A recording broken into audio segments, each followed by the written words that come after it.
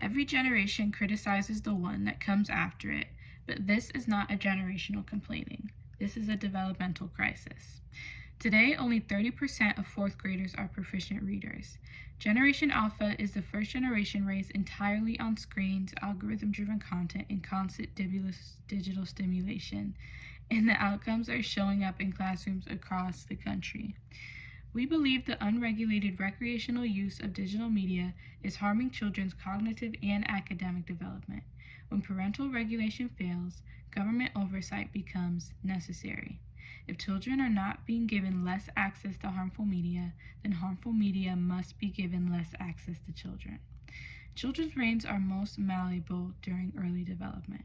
What they consume shapes how they think, read, focus, and learn. Instead of building attention spans, they are trained to scroll. Instead of learning to sit with curiosity, children are fed instant answers and endless stimulation on their screens. This is not about rejecting technology, though. It is about recognizing when its use becomes excessive and addictive and damaging to their development.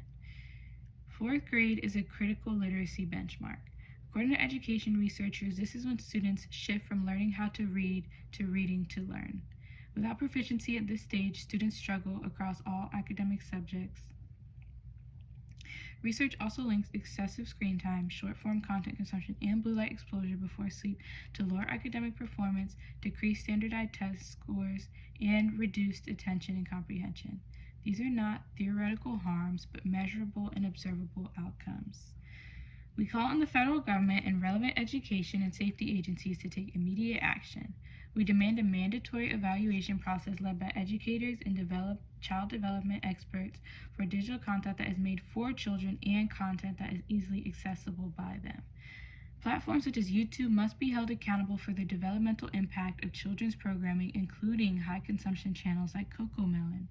Interactive platforms such as Roblox must be evaluated for how long children are allowed to remain engaged and how that engagement affects their cognitive and social development. Children are not commodities, and their attention should not be exploited for profit. Their development should not be collateral damage of unregulated digital media. Protecting children is not optional, but it is a responsibility on all of us, and we are demanding that it be taken seriously. Sign the petition below.